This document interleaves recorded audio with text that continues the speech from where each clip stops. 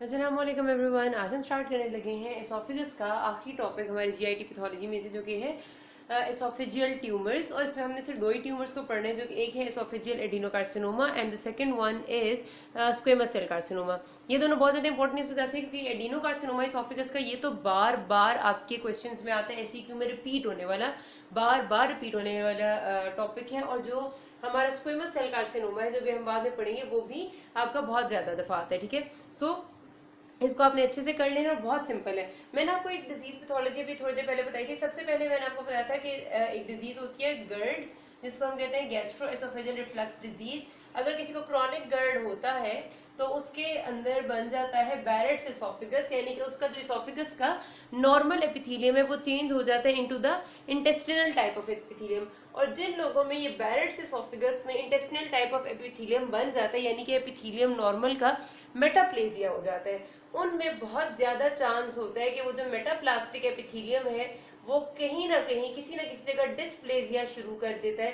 Dysplasia का मतलब है एटिपिकल सेल्स बनने लग जाते हैं। मेटाप्लेजिया में तो सिर्फ एपिथेलियम एक से दूसरी में चेंज होता है, लेकिन डिस्प्लेजिया में सेल्स एटिपिकल होने लग जाते हैं। जब वो एटिपिया बढ़ जाता है तो dysplasia leads to adenocarcinoma of the oesophagus. ठीक है, तो एडिनोकार्सिनोमा ऑफ एसोफेगस खुद से जो है ना, मतलब ये कि पीछे कोई गर्ड ना हो, कोई बैड एसोफेगस ना हो, ऐसे एडिनोकार्सिनोमा ऑफ एसोफेगस ऑलमोस्ट कभी भी नहीं होता। बहुत रेयरली किसी को ऐसा हो कि किसी को कोई हिस्ट्री ना हो, लेकिन फिर भी उसका कोई ना कोई रिस्क फैक्टर जरूर होगा। अगर उसको गर्ड या बैरेट्स एसोफेगस नहीं भी था और किसी को एडिनोकार्सिनोमा डेवलप हो गया, तो ये तीन ही तौर पे, या तो वो क्रॉनिक अल्कोहलिक होगा, या फिर वो बहुत ज्यादा टोबैको स्मोकिंग करता होगा, या फिर वो बहुत ज्यादा ओबीस होगा। इन तीनों में से कोई चीज लाजमी होगी, लेकिन इन तीनों में से कोई भी चीज हो तो डेफिनेटली पहले आपको गर्ड और बैरेट्स एसोफेगस भी डेवलप हो ही जाता है। इस वजह से ये एक सिक्वेल है जो अक्सर चलता होता है। ठीक है, अच्छा जी। अच्छा, हमारे पास जो एडिनोकार्सिनोमा है, इसमें मेल्स में बहुत ज्यादा होता है, 7 टाइम्स मोर कॉमन है देन फीमेल्स। ये आपने बात याद रखनी है। और जाहिर सी बात है कि क्योंकि वेस्टर्न एरिया में अल्कोहल का यूज ज्यादा है, तो इस वजह से वहां पर इसकी prevalence as compare to the eastern world ज्यादा है। ठीक है, अब पैथोजेनेसिस क्या है? हमने तो कहा ना कि Barrett's oesophagus is not a carcinoma. Barrett's oesophagus तो कोई कैंसर नहीं है, उसमें तो सिर्फ एक एपिथेलियम दूसरे एपिथेलियम में चेंज हो रहा है। आपका एसोफेगस का स्ट्रेटिफाइड स्क्वेमस एपिथेलियम चेंज हो जाता है into the intestinal type of epithelium, जिसमें म्यूकस सेल्स है हमारे पास, सॉरी गॉबलेट सेल्स है। ठीक है, लेकिन अब इसमें कार्सिनोमा कैसे बन जाता है?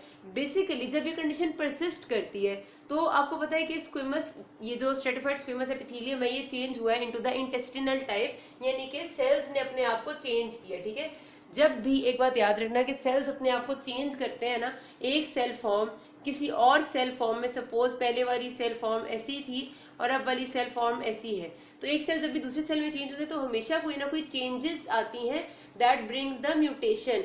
एक प्लेटफॉर्म आपको प्रोवाइड करती है चीज म्यूटेशंस के लिए। और जब भी आपके पास किसी सेल में म्यूटेशन आती है, वहां पर एक क्लोन ऑफ जो सेल्स बनते हैं, जो नए एपिथेलियल सेल्स एक जैसे सारे बनेंगे, उनमें कोई भी जेनेटिक म्यूटेशन होना बहुत कॉमन है। ठीक है, अब एक नॉर्मल एपिथेलियम एक दूसरे एपिथेलियम में चेंज हो गया, सेल्स ने अब ट्रांजिशन की, और अब सारे जो सेल्स बन रहे हैं वो इंटेस्टिनल टाइप ऑफ एपिथेलियम के बन रहे हैं। उन intestinal type of clone of epithelium के सेल्स में जीन की म्यूटेशन हो जाना कोई अनकॉमन बात नहीं है, क्योंकि वैसे ही ये सेल एक गलत जगह पे प्रेजेंट है जहां पर इनको नहीं होना चाहिए था।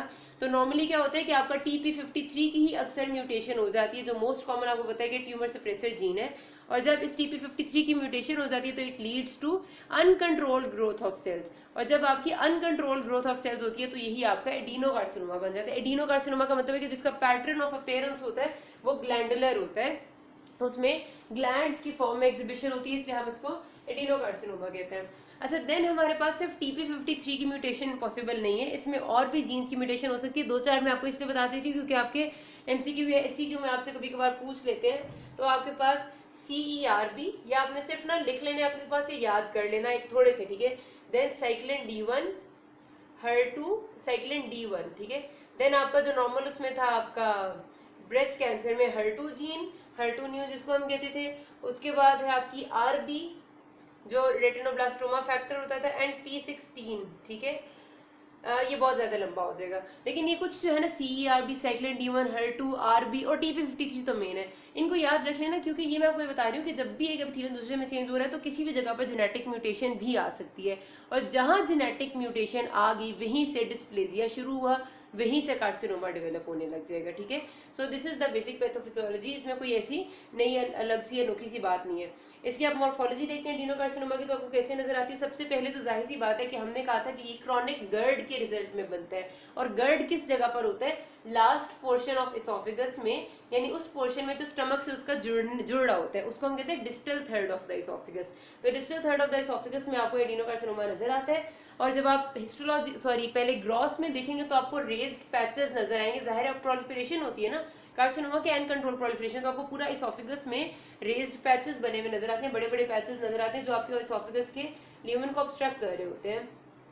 और माइक्रोस्कोपिक पिक्चर में आपको उसी तरह के ये जो आपके नॉर्मल सेल्स थे ना, इंटेस्टिनल टाइप गॉबलेट सेल्स, ये बहुत ज्यादा नजर आते हैं। म्यूसिन प्रोडक्शन और म्यूकोजा जो आपका म्यूकस प्रोडक्शन है बहुत ज्यादा हुई होती है, और यही सेल्स आपके मल्टीपल होते हैं और ग्लैंड्स ज्यादा बन जाते हैं। So this is a simple picture. Clinical features जो इसके चलते हैं वो इस तरह से है कि पेशेंट को तो जो प्रेजेंटेशन है वो सिर्फ उसी तरह से होती है कि स्वेलविंग में पेन है, हार्ट बर्न है, डिस्फेजिया है, खाया नहीं जाता, उसके फीचर्स बहुत नॉर्मल से होते हैं, उसमें कोई ज्यादा मसला नहीं होता। लेकिन जाहिर जब हम इन्वेस्टिगेशन करते हैं तब हमें पता चलता है कि यार ये तो बहुत ज्यादा जा चुकी है आगे, और फिर डिपेंड करते हैं कि लिम्फेटिक मेटास्टेसिस कितनी ज्यादा है, उस हिसाब से फिर हम ग्रेड करते हैं, एंड देन उसी हिसाब से फिर हम रेडियोथेरेपी वगैरह देते हैं पेशेंट को। यहाँ पर तो एसोफेजियल एडिनोकार्सिनोमा आपका पूरा हो जाता है। इसके बाद हम करते हैं squamous cell carcinoma. Okay guys, तो अब हम करते हैं एसोफेजियल स्क्वेमस सेल कार्सिनोमा। जो आपका स्क्वेमस सेल कार्सिनोमा है ना, ये सेम वही बात है कि जिस तरह नॉर्मली हमने कहा था किसी भी जगह पर स्क्वेमस सेल कार्सिनोमा होता है, वो क्या होता है कि आपका जो एपिथेलियम है उसमें अगर वो एपिथेलियम स्क्वेमस सेल टाइप नहीं भी है तो भी उसमें अगर स्क्वेमस सेल कार्सिनोमा होगा तो उसमें स्क्वेमस एपिथेलियम बहुत ज्यादा, स्क्वेमस एपिथेलियम जैसे cells multiple type of cells की लेयर्स बनने लग जाती हैं, प्रोलिफरेशन होने लग जाती है। और जाहिर सी बात है as it is a carcinoma तो सेल्स एटिपिकल इन नेचर होते हैं, nucleus to cytoplasmic ratio disturb होता है, उनकी वॉल्स की जो शेप है वो एबनॉर्मल होती है, and they having mutations in them, ठीक है। तो अगर आपकी इसोफेगस की वॉल में जो आपका नॉर्मल स्ट्रेटिफाइड स्क्वेमस एपिथेलियम है वो चेंज हो जाता है into the carcinoma type of epithelium, यानी कि उसमें जो स्क्वेमस एपिथेलियम है उसी में क्यों ऐसी म्यूटेशन आती है कि उसके सेल्स एबनॉर्मल एटिपिकल फॉर्म में प्रोलिफरेट करने लग जाते हैं, तो उसको कहते हैं एसोफेजियल स्क्वेमस सेल कार्सिनोमा। इसका गर्ड से या बैरेट्स एसोफेगस से कोई ताल्लुक नहीं है, कोई गैस्ट्रोएसोफेजियल रिफ्लक्स डिजीज का ताल्लुक नहीं है, कोई इसमें गर्ड का ताल्लुक, कोई बैरेट्स एसोफेगस का ताल्लुक नहीं है, याद रखना, ठीक है। ये और एडिनोकार्सिनोमा बिल्कुल अलग अलग चीजें होती हैं। इसमें हमने कहा है कि स्क्वेमस एपिथेलियम खुद ही मसला कर जाता है और उसी में कोई म्यूटेशन आ जाती है और वही एबनॉर्मल बनने लग जाता है। इसकी जहां तक बात है रिस्क फैक्टर्स की, तो ये पूरी लिस्ट है जो रिस्क फैक्टर्स है जिन लोगों में ज्यादा डेवलप होता है। क्रॉनिक अल्कोहलिक है, टोबैको है, जो देखा ये गया है कि ज्यादातर it is a disease of the poverty, मतलब गरीब लोगों के यहाँ जहाँ हाइजीनिक, जहाँ पर खाने पीने की कंडीशन इतनी अच्छी नहीं होती वहाँ ज्यादा डेवलप हुआ है। फिर इसोफेजियल इंजरी, हाइजीनिक नहीं खाने पीने की, ठीक है। फिर अगर इसोफेगस में कोई भी ट्रॉमा था, कोई इंजरी थी, ऑफकोर्स ही बात है कि जो हम गर्ड की बात करते हैं वो भी एक इसोफेगस की इंजरी है, वहां से भी ये बन सकता है। लेकिन मैं ये कह रही हूँ कि इसका कोई स्पेसिफिक गर्ड से एसोसिएशन नहीं है, किसी भी किस्म की इसोफेगस इंजरी इन्वॉल्व हो सकती है। एकलेजिया मैंने आपको बताया था कि वो वाली कंडीशन जिसमें आपका इसोफेगस से जो खाना है वो आगे स्टमक में नहीं जाता और आपका जो लोअर एसोफेजियल स्फिंक्टर बंद होता है तो इसोफेगस डायलेट होता जाता है, एकलेजिया उसमें भी डेवलप हो जाता है। प्लमर विंसन सिंड्रोम एक बहुत पूरा सिंड्रोम है, उसमें भी आपका इसोफेगस भी इन्वॉल्व होता है। बहुत ज़्यादा हॉट बेवरेजेस जो लोग लेते हैं, बहुत ज़्यादा गर्म चाय और कॉफ़ीज़ पीने के आदी होते हैं और अक्सर औकात शदीद गर्म पीने के आदी होते हैं, उनमें ये चीज़ क्योंकि उसमें आपका ये बहुत गर्म बेवरेज आके म्यूकोजा को डैमेज करती है। अच्छा, फिर रेडिएशन थेरेपी अगर आपकी हुई है किसी वजह से, ब्रेस्ट कैंसर या किसी और रीज़न की वजह से उस एरिया में, तो इट कैन ऑल्सो स्टिमुलेट। तो these are the risk factors. इसकी पैथोजेनेसिस की जहाँ तक अगर मैं बात करूँ कि टिपिकली ये डेवलप क्यों होता है, तो इसमें कोई खास जीन की, कौन सी जीन की म्यूटेशन है ये अभी तक अननोन बात है, इस पर स्टडीज चल रही हैं। लेकिन यही देखा गया है कि अल्कोहल टोबैको वाले लोगों में सबसे ज़्यादा ही होता है। लेकिन अगर किसी ऐसे एरिया में हो जहाँ पर अल्कोहल टोबैको नहीं है तो इनमें से बाकी कोई ना कोई रिस्क फैक्टर होगा। अगर इनमें से भी कोई रिस्क फैक्टर नहीं है तो फिर ये देखा गया है कि वो लोग जो ऐसी इंडस्ट्रीज में काम करते हैं जहाँ पर नाइट्रोसामीन्स का एक्सपोजर बहुत ज़्यादा है, नाइट्रोसामीन इज अ केमिकल कंपाउंड, उन लोगों में नाइट्रोसामीन की बार बार इरिटेशन की वजह से ये गर्ड डेवलप हो जाता है। या फिर जो प्लास्टिक की इंडस्ट्रीज है जहाँ पॉलीसाइक्लिक हाइड्रोकार्बन्स होते हैं उनमें भी, ठीक है। एंड देन जो लास्ट चीज है वो है ह्यूमन पेपिलोमा वायरस, वो भी आपका स्क्वेमस सेल कार्सिनोमा कर सकता है।